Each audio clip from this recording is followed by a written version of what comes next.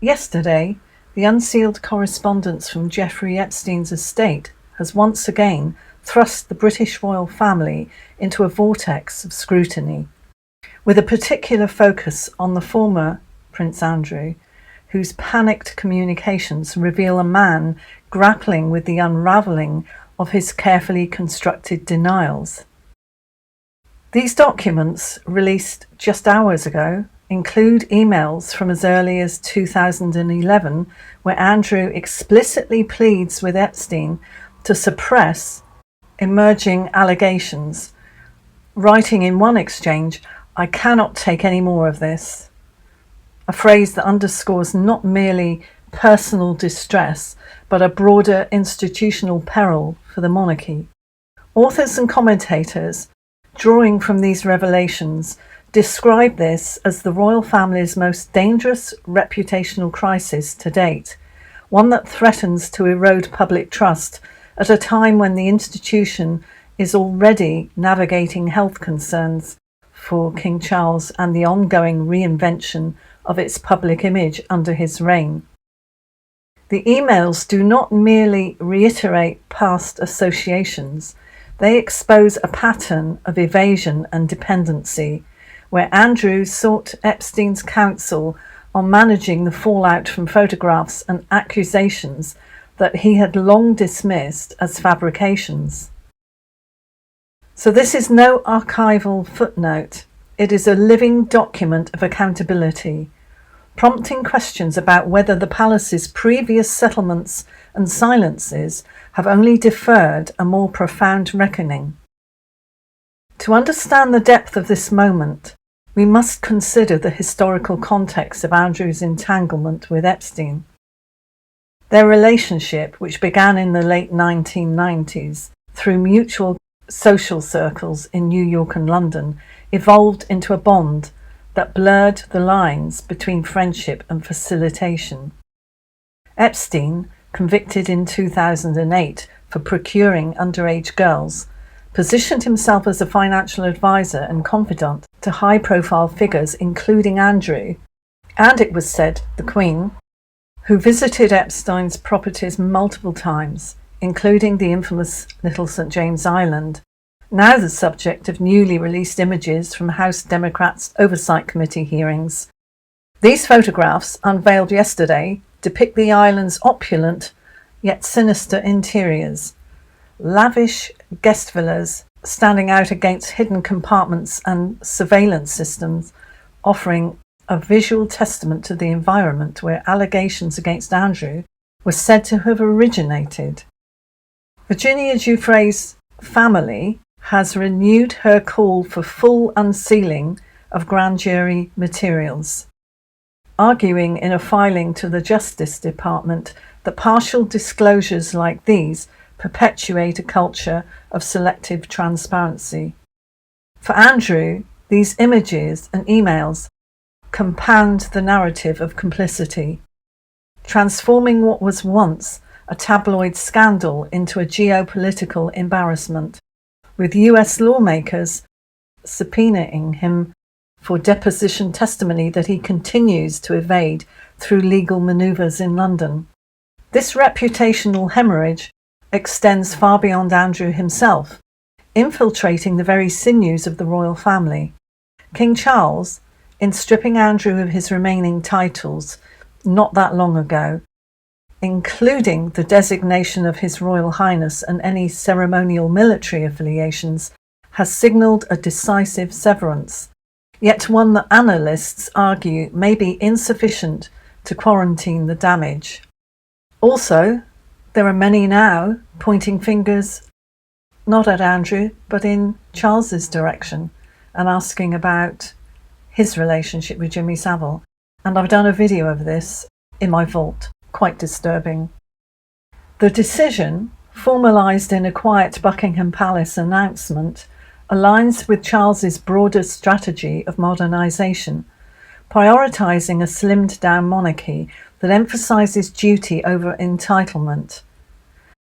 However, the timing, coinciding with these fresh Epstein disclosures, suggests a reactive measure rather than a proactive reform. raising doubts about the monarchy's capacity for self-policing. Royal biographers point to Charles's own history of familial tensions, his estrangement from his father, Prince Philip, over institutional rigidities, as informing this approach. Yet they warn that punishing one branch while shielding others risks accusations of favouritism. Many are calling this hypocritical from Charles because of his associations, especially with the late Jimmy Savile. The York family in particular stands at the epicentre of this dilemma, their fate intertwined with Andrew's in ways that challenge the principles of loyalty that have defined the Windsors for generations. Turning to the practical ramifications, the eviction from Royal Lodge emerges as a stark symbol of this institutional pruning. Confirmed 2 days ago by palace sources, the deadline of January the 31st, 2026 leaves no room for negotiation, with Andrew and Sarah Ferguson compelled to vacate the 30-room Georgian mansion that has been their Windsor sanctuary since 2002. This is not a mere relocation, it's an excision of privilege, stripping away the 98 acres of grounds, the private security detail funded by the sovereign grant, and the aura of untouchability that Royal Lodge conferred. It's also been said that many other sovereign-owned properties, part of the sovereign estate, are being looked into now, because there are other cousins of the royal family that live in these grand houses with just peppercorn rents. Reports indicate that Andrew has lobbied intensely for a comparable residence, a 6-bedroom property with dedicated staff quarters for a cook, butler and gardeners, arguing that anything less would constitute a breach of the informal agreements that allowed him to occupy the estate rent-free in exchange for maintenance responsibilities. Yet in a further blow announced yesterday, he has been denied a 6-figure compensation payout, estimated at around £600,000 to £700,000, which would have offset relocation costs and symbolised a graceful exit. This refusal, articulated through palace channels, reflects Charles's fiscal conservation, a policy rooted in his environmental advocacy and commitment to taxpayer accountability. But it also exposes the fragility of royal entitlements in an era of austerity. Sarah Ferguson, ever the resilient figure in this narrative, navigates these upheavals with a blend of defiance and pragmatism that merits close examination. Having lost her own royal title in tandem with Andrew's demotion, she is now spearheading the search for alternative accommodations, focusing on properties within Windsor's historic perimeter to maintain proximity to her daughters and grandchildren. Understandably, exclusive insights reveal her touring several estates last week, including a gated manor near Frogmore Cottage, with an eye toward self-sufficiency, solar panels, private gardens and spaces for her burgeoning career as a novelist and broadcaster. Sarah's rejection of rumours about a granny flat arrangement with Princess Beatrice or Eugenie, stated emphatically in a statement to the press 2 days ago, underscores her determination to avoid perceptions of dependency. This stance is analytically significant. It positions her not as a victim of Andrew's scandals, but as an architect of her own reinvention, drawing on her post-divorce trajectory from financial scandals in the 1990s to her current role as a confidant to Charles. Remember, she was close to the late Queen, and she valued that above everything, to the point where when Her Majesty asked her what she wanted, thinking she would state a certain amount of money, Sarah said, "Your friendship." So she now is relying on the same thing with King Charles. Psychologically, her approach may stem from the need to reclaim agency in a family where women have historically been sidelined, yet it also invites speculation about underlying tensions. Is her house hunting a prelude to full separation from Andrew, or a strategic bid to leverage sympathy for concessions from the Crown? The former Duchess's history of bridging divides, hosting Andrew at her own properties during his isolation, suggests the latter, a calculated play to preserve the York brand amid existential threats. The implications for Princess Beatrice and Princess Eugenie form perhaps the most poignant layer of this crisis, intertwining personal vulnerability with constitutional precedent. At 37 and 35 respectively, the sisters occupy a liminal space in the line of succession, 9th and 11th, as working professionals who have distanced themselves from full-time royal duties while retaining their titles. Yet the Epstein documents' resurgence has ignited fresh panic within their circle, as reported by insiders just hours ago. Prince William, as heir apparent, is contemplating the revocation of their princess designations to preempt reputational spillover. This prospect, leaked to tabloid outlets, evokes the 2022 precedent of Harry and Meghan's partial title suspensions, but with a crueler edge. Beatrice and Eugenie, unlike their Sussex cousins, have remained steadfastly loyal, attending state events and supporting charitable causes without public recrimination.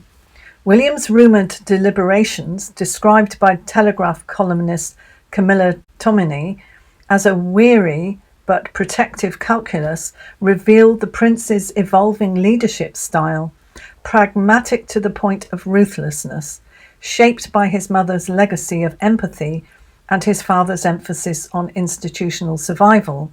He has reportedly communicated a direct stance to palace advisors, affirming that while the sisters will join the family for Christmas at Sandringham, attending the traditional lunch and church services, their long-term roles hinge on demonstrable independence from the York scandals.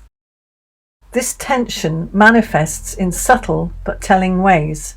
Eugenie, based in Portugal with her husband Jack Brooksbank and their two young sons, has been captured in recent photographs enjoying festive outings, tree lighting ceremonies and market visits that project normalcy amid the storm.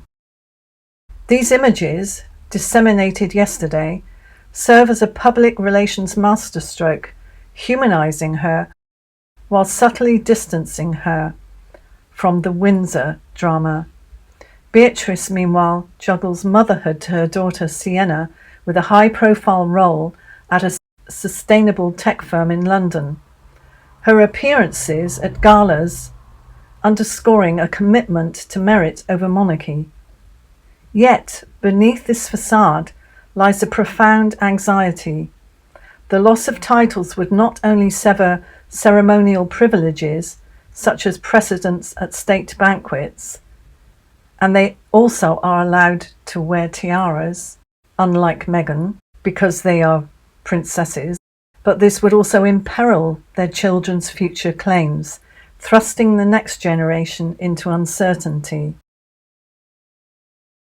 Royal historians draw parallels to the Spencers, Diana's family, where collateral fallout from scandal led to generational exile. For Beatrice and Eugenie, the stakes are higher, as their retention of titles has been a quiet concession from Charles, a sort of nod to the bloodline purity, so to speak, in their eyes. Prince William's potential intervention thus tests the monarchy's social contract. Can loyalty alone shield innocence, or must the Crown excise all perceived rot to endure? As these threads converge, the royal family's Christmas plans emerge. A seasonal ritual fraught with symbolic weight. Traditionally, Sandringham House hosts the extended Windsors for a meticulously orchestrated gathering. Midnight Mass, gift exchanges on Christmas Eve, and a lunch where hierarchies are both reinforced and subtly negotiated. This year, however, the guest list bears the scars of division. Andrew, uninvited from the core festivities for the first time since his 1960 birth, will reportedly spend the holiday in isolation at a lesser estate, perhaps Wood Farm on the Norfolk grounds, a demotion that echoes his father's retreats during family estrangements. Sources confirm his exclusion stems not from malice, but necessity. Charles fears that Andrew's presence would overshadow the event, inviting paparazzi swarms and diplomatic awkwardness during a period meant for quiet reflection. Sarah Ferguson, by contrast, is expected to attend, her attendance a gesture of reconciliation that highlights her unique position as a bridge builder, cordial with Camilla, affectionate with the Wales children, and unwavering in her support for the Yorks.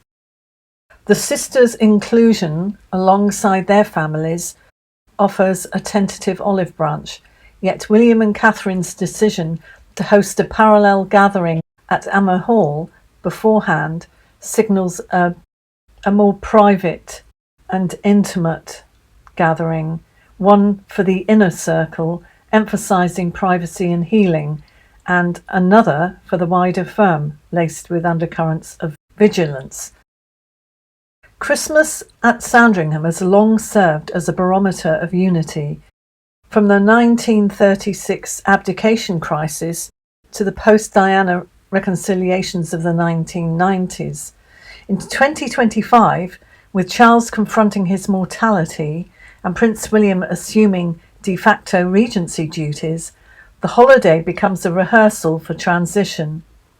Andrew's solitude, while punitive, may paradoxically humanise the crown, portraying it as a family bound by consequence rather than exemption.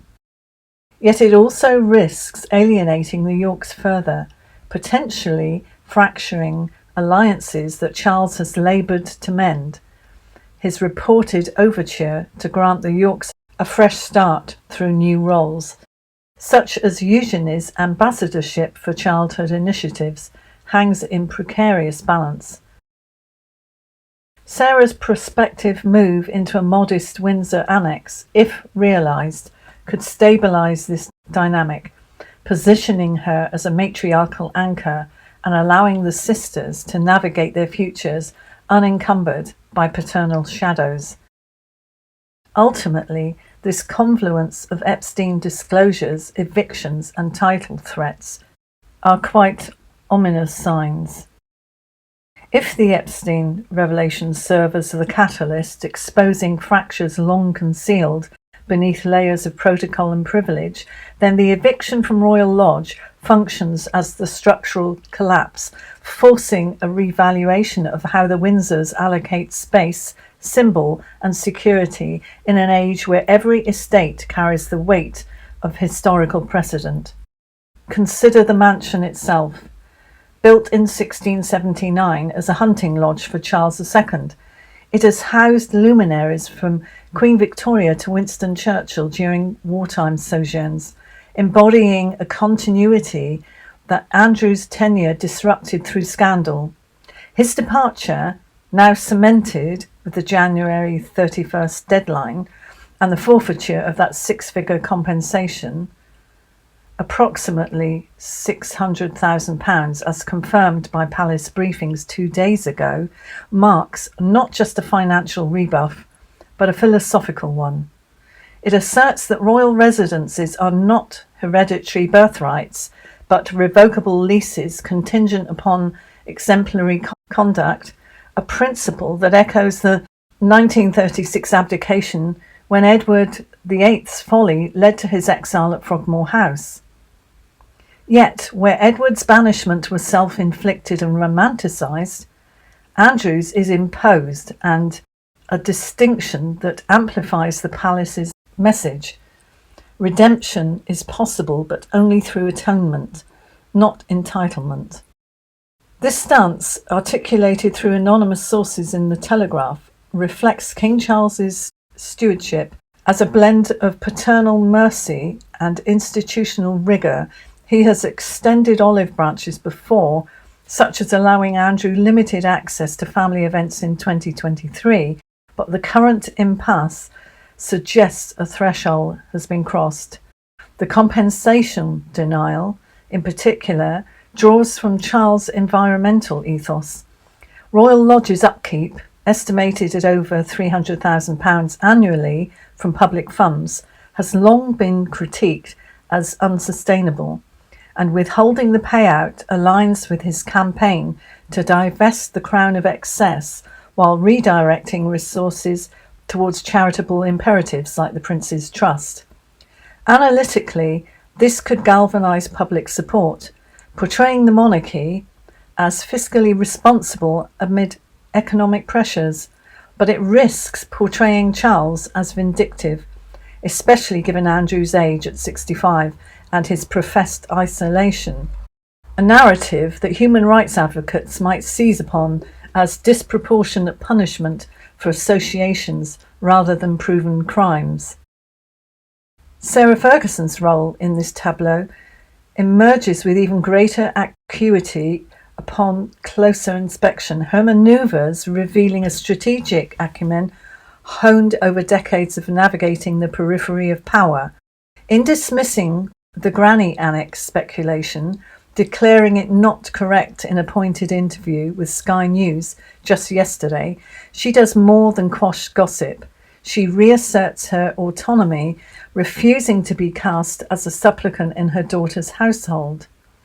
This is a woman who, in the 1980s, entered the royal fold as a breath of fresh air, her vivaciousness a counterpoint to Diana's ethereal poise, only to be vilified for financial indiscretions that pale against Andrew's entanglements. Her house hunting spree, documented in People magazine's exclusive 2 days ago, focuses on Windsor's gated enclaves, properties like a 5-bedroom Georgian revival near the Long Walk, complete with moat and walled gardens, signalling a deliberate choice to remain within the royal ecosystem without encumbering her progeny. Psychologically, this calculus may trace to her own upbringing in a fractured aristocratic family where Sarah's father, an equerry to the Queen, instilled a creed of self-reliance amid emotional volatility. Her reported demand for a standalone royal residence, as unearthed by the Mirror in a retrospective piece published today, underscores this.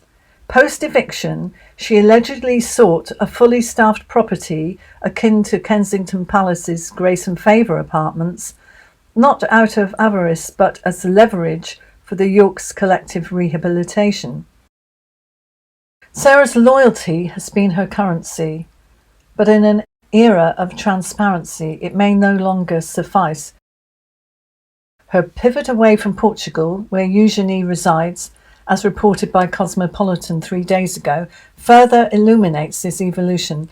Initial rumours of a transcontinental relocation gave way to a Windsor-centric focus, a pragmatic acknowledgement that proximity to the court enhances her daughter's viability within it. This casts long shadows over their personal trajectories, compelling a delicate balancing act. The Radar Online alert from mere hours ago that they are panicking over William's title stripping deliberations captures a real, genuine fear. The loss of princess status would cascade through their lives, from diminished invitations to diplomatic galas to the erosion of their children's presumptive privileges in the line of succession. They would find this whole thing very difficult after the lifestyle that they have been used to.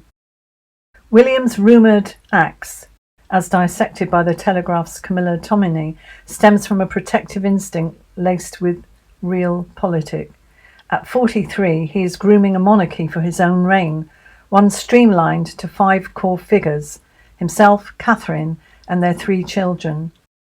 This vision, informed by his Cambridge studies in geography and his Earthshot Prize initiatives, prioritises merit over maternity, yet it spares the Yorks thus far, with insiders noting William's weary resolve to shield them as innocents abroad.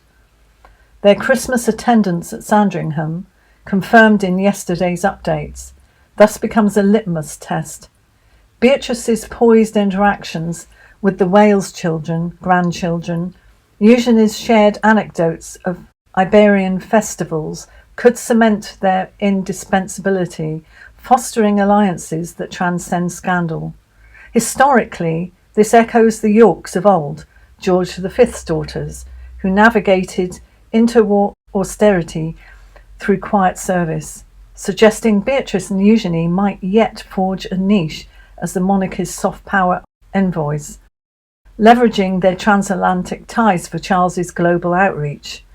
The holiday itself, looming as the finale to this annus horribilis, warrants dissection as a ritual of restoration or rupture. Sandringham's Yuletide, codified since Victoria's era, unfolds with precision. The royal train from King's Cross on December the 24th, laden with Norfolk hampers, the exchange of modest handmade gifts in the saloon, William's eco-friendly prototypes, Charles's annotated natural history tomes, the midnight communion at St Mary Magdalene, where the family files past villagers in a tableau of accessibility, and yet Andrew's exclusion, now absolute, consigns him to Royal Lodge for one final Noel, a solitary vigil amid twinkling lights and echoing halls before his 2026 relocation to a modest Sandringham outbuilding, perhaps Church Lodge, a downgrade that evokes his great-uncle's post-abdication. This isolation, while pragmatic to avert media intrusion, carries emotional ballast. Charles, who once vied with Andrew for Diana's affections in youth, now wields the crown's authority to enforce distance, a paternal correction that biographers liken to Philip's stern counsel during Charles's marital woes. Sarah Ferguson's inclusion, by contrast, injects warmth.